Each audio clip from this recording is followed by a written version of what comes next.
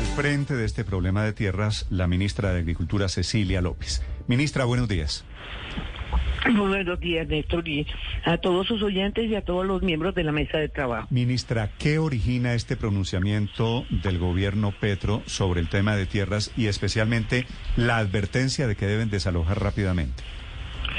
Pues mire, la verdad es que si uno mira la historia, y creo que ayer la prensa lo recogía, invasión de tierras ha habido siempre. Lo que ha pasado ahora es que ha habido una aceleración que tiene al gobierno terriblemente preocupado.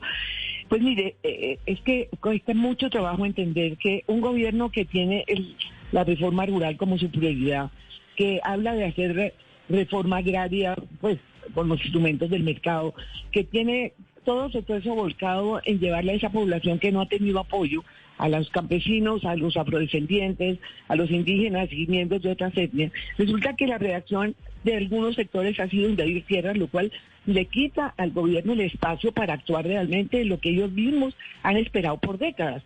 Resulta incomprensible. Por eso el gobierno ha sido muy duro. Yo salí desde la semana pasada y ahora fue todo el gobierno ayer diciendo, bueno, hemos esperado que ustedes reaccionen, no reaccionan, entonces ahora toca actuar. Primero, la prioridad de este gobierno es el diálogo, pero si eso no funciona, el Código de Policía permite actuar. Ministra, ¿y cuál es el plazo que ustedes se dieron o cuál es la interlocución que van a intentar antes de pensar en la policía? La primera instancia, ¿cómo va a ser aquí? Bueno, mire, lo primero es que el Código de Policía permite que en las primeras 48 horas, si no hay posibilidad de diálogo ni nada, pues se actúa y actuar es desalojar. Nosotros hemos venido ya, yo he estado en 6 regiones y si usted le pregunta a los otros ministros, seguramente hemos cubierto ya una parte importante del país, hablando sobre el tema, hablando sobre los diálogos regionales vinculantes. Es el caso del Cauca, es el caso de Putumayo, es el caso de Tumaco, donde estuvimos con la vicepresidenta. En fin, hemos venido impulsando la prioridad que es el diálogo, pero si la respuesta es que siguen invadiendo, pues toca actuar de acuerdo a como lo permite la ley, con el Código de Policía, y ahí el ministro de Defensa es el que tiene todos los detalles de cómo va a ser. O sea, lo que quiero que quede claro es que el gobierno le está dando la máxima prioridad a frenar este proceso, porque eso acaba con las posibilidades reales de hacer la reforma mucho más rápida. Sí, ministra, estaba hablando hace unos momentos con un indígena del Consejo Regional del Cauca, del CRIC en el Cauca, que decía, eso no son tomas, no son invasiones, son reclamación de tierras. Ellos culturalmente lo ven un poco diferente. ¿Qué van a hacer ustedes cuando se enfrenten con esa respuesta? Es decir, que aquí no hay invasores, que aquí no hay ocupación ilegal de predios, sino que lo que hay es en la práctica una reclamación de tierras. Pues mire, tenemos uno de los representantes del CRI como parte de las instituciones del Ministerio de Agricultura, Giovanni Yuli. Giovanni tiene que ayudarnos con estos sectores para que entiendan que esa reclamación que ellos hacen se llama invasión y que eso frena al Estado para proceder con la política que ha diseñado. Ahí necesitamos, que ayer se le pidió a Giovanni que estuviera en la rueda de prensa precisamente para que él, que es un miembro del CRI, diera ese mensaje a las poblaciones indígenas. Yo creo que aquí el gobierno ha sido tan claro que yo espero que en este momento que hemos recibido el apoyo de los sectores empresariales que han visto la voluntad del gobierno de no permitir que esto avance y de actuar de acuerdo a lo que las normas permiten, yo creo que ese apoyo y la reacción y el llamado que se le ha hecho a las poblaciones que están invadiendo puede frenar esto. De todas maneras estamos encima. Este es un tema absolutamente prioritario y el gobierno va a tomar las decisiones para que esto se frene. Sí. Ministra, reiterando un poco en lo que le estaba preguntando Néstor, es que el señor Capas, que es uno de los líderes que está allí, nos acaba de decir que no se van a retirar con policía o sin policía. ¿Qué van a hacer ustedes como gobierno? Pues vamos a ver. Pues esas son de las decisiones que nos toca sentarnos el ministro de Defensa, el ministro del Interior, personalmente yo y otros representantes. Además ellos tienen representantes en el gobierno y en el Congreso. Es decir, aquí nos va a tocar hacer un llamado a todos los representantes que existen en las dos ramas del poder para que juntos nos sentemos y primero con el diálogo, pero después con los instrumentos que nos permite la ley actuar. Lo que es claro es que las invasiones no pueden seguir. Porque es que, como le digo, si eso sigue, hasta ahí llegó la posibilidad del gobierno de desarrollar una estrategia rural que les beneficia. Y eso los convencemos por el diálogo, si no nos toca actuar con la fuerza, porque ¿qué más podemos hacer? Ministra, usted que ha hablado y que viene manejando el tema de que las tierras deben ser productivas, de que hay que poner la tierra a producir, ¿las tierras que tienen los indígenas hoy son cuántas? ¿Qué censo tiene usted? ¿Son tierras productivas? No, yo no tengo en este momento las cifras exactas, pero lo que yo le digo es que no todas las tierras son productivas. Y además, a ustedes mismos les acababa de escuchar a uno de los miembros de la mesa, que no alcancé a distinguir quién era, que muchos de estos sectores son pobres. La pobreza de la población indígena y de muchos sectores afrodescendientes y de los campesinos es evidente, ahí están las cifras. Entonces, ¿qué ha pasado? Primero, que no todas las tierras son productivas, o aún si fueran productivas, se les ha dado el apoyo para desarrollarlas. Yo creo que todas esas preguntas hay que responderlas, pero hay una realidad, ellos son pobres. Hay una brecha rural, urbana, gigantesca, que no la hemos cerrado, y hay que entender por qué. Yo no tengo la Pero ministra, el déjeme diagnóstico ni la preguntarle. fórmula. ¿Por qué son pobres los indígenas si son dueños, según censos del gobierno, de 33 o 34 millones de hectáreas? Pero perdóname, es que no es tener la tierra, es que ¿qué tierra tienen? ¿Cuánta tierra de esa pueden explotar? ¿Qué apoyo han recibido para ser productivos? Yo no quiero justificar nada, pero ese diagnóstico hay que tenerlo claro. Pero el hecho de tener tierra no quiere decir que la gente sea rica. Perdónenme, hay tierra productiva, hay tierra improductiva, hay tierra que no se puede usar para bienes, para producir en agricultura, hay tierra que tiene que ser bosques, hay tierra que hay que cuidar. Ese diagnóstico no está hecho. Lo que no se puede decir es que el hecho de tener tierra implica que ser rico. Eso no es válido para el caso. La tierra es potencialmente un instrumento para ser rico, para sobrevivir. Es decir, de acuerdo, desde pero siempre uno coge la tierra y la cultiva y la hace productiva. Perdóneme, Néstor, no toda la tierra es hábil y está habilitada para ser productiva. Recuerde que hay unas normas ambientales que hay que cuidar. ¿Cuánta de la tierra que tienen los indígenas es bosque o zonas protegidas? Esos son los diagnósticos que tenemos que aclarar y decirle a la gente, porque si están en zonas que no pueden cultivar, mire, se lo digo, estuve en un encuentro con mujeres de los páramos, ¿sí? Y que venían a demandar. Resulta que en los páramos no puede haber producción agrícola sino en una parte que la tiene que delimitar el Ministerio del Medio Ambiente. Es una parte sola, el resto no se puede tocar para producción agrícola. Esas son normas para la sostenibilidad ambiental, que es una gran prioridad no solo en Colombia, sino en el mundo. Entonces, asimilar tierra a riqueza, me da mucha pena contigo, Néstor, pero eso es un profundo error. Lo que sí tenemos que hacer en vista de esos argumentos es y tengo que hablar con la UPRA, a ver, esa información la debe tener la UPRA, de cuánto de la tierra indígena no la pueden explotar. Y si la pueden explotar, hay que preguntar cuánto apoyo ha recibido de los ministerios de Agricultura a través de la historia para ser productivos. Sí. Pero, ministra, vamos a suponer, yo estoy totalmente equivocado, de los 34 millones de hectáreas, solamente un pedacito es productivo. ¿Ese pedacito cuánto es? ¿La mitad? Eso es lo que le digo que no le puedo decir. La mitad o lo que sea. Vamos a peluquear la cifra, a castigarla todo lo que usted quiera, que es economista. La mitad, la otra mitad que sí es productiva, ¿qué está produciendo hoy? Pero mire, la respuesta inmediata que hay que dar, la respuesta inmediata es ¿cuál ha sido el apoyo que esta población ha recibido, la que tiene, entre comillas, tierra productiva? ¿Cuál ha sido el apoyo para producir? Pero la verdad, mire, usted vaya de Cali a Popayán, que lo he hecho por tierra. Usted ve toda la tierra plana está en caña de azúcar. ¿Dónde están los indígenas? En las montañas. Bueno, hay que preguntarse allí, primero, qué pueden producir, y segundo, si se les ha dado el apoyo para producir. Pero lo que es innegable es que esa población tiene unos niveles de ingreso y de pobreza muy altos comparados con otros sectores productivos del agro. Sí, pero a ver, ministra, con todo respeto, ¿no es acaso mejor ayudarles entonces a producir en las pocas tierras entonces que tengan para ese fin, las fértiles, no sé, el 10% si quiere, antes de seguirles entregando tierras, o que ellos sigan entregando tierras, pidiendo la entrega de tierras? Pero mire, eso es parte, la tierra se le entrega a quien lo necesita, y en eso esas son de las pocas cosas que el Ministerio de Agricultura tiene información.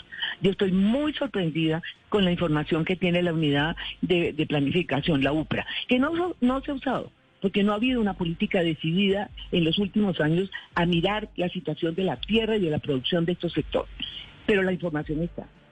Una vez que aclaremos esa información, por eso se procede. La tierra se le entrega a quien no tiene la cantidad de tierra básica para poder generar los ingresos suficientes. Eso no es que vamos a distribuir tierra a la loca. No, señor. Hay censos de quién tiene menos de la tierra que se necesita para generar ingresos. Para eso hay unas definiciones muy claras que vienen desde hace mucho tiempo. Entonces no es que vamos a pelear la tierra, por Dios. Denos el beneficio de la duda que somos serios, de que no vamos a estar haciendo lo que nos toca, porque para eso hay unas normas que nos pueden caer encima. Sí. Así que, por favor, denos el tiempo necesario. Llevamos 3 semanas en el gobierno y nos están pidiendo resultados que además se están frenando por esta situación que estamos siendo muy claros en que no puede seguir. No puede seguir la invasión de tierra y si no nos toca actuar con lo que nos permita la ley. Sí, en eso usted tiene toda la razón. Claro que es un gobierno que está apenas comenzando. Ministra, ¿cómo es la reforma agraria sin ley, sin una nueva ley, es decir, sin pasar por el Congreso, que usted tiene en mente? Es decir, porque todo este fenómeno de la invasión de tierras se produce no solo con la llegada de un gobierno nuevo, sino con anuncios de que viene un gran cambio en el tema de tierras y de propiedad en Colombia. Pues mire, bueno, asociar eso le parece a uno increíble, porque si existe la posibilidad de que se distribuya tierra, ese debería ser el argumento para que no hubiera invasión. Eso es la lógica, pero no está sucediendo, eso es cierto. Mire, la reforma va a tener varias etapas. Primero, no se necesita una nueva ley. Yo no sé cómo hacer para explicarles que tenemos la ley 160 de reforma agraria que no se ha aplicado. Y tenemos el decreto 902, que es un instrumento fundamental para arrancar la distribución de tierras. Desconocer eso sería absurdo y además empezar una nueva ley implicaría postergar estas decisiones durante todo el trámite de una nueva ley que no se necesita. Lo que hemos dicho, arranquemos con la ley que tenemos y los componentes son los siguientes. Primero, ya empezamos a trabajar, y la SAE lo está haciendo, a distribuir tierra de los narcos, mientras arrancan las otras etapas. Nosotros tenemos en la unidad de tierras ya la lista, y en la unidad de desarrollo rural está clasificado quiénes pueden ser beneficiarios de reforma agraria. Ok, entonces por un lado estamos viendo cuánta tierra podemos disponer de la SAE para empezar a distribuir.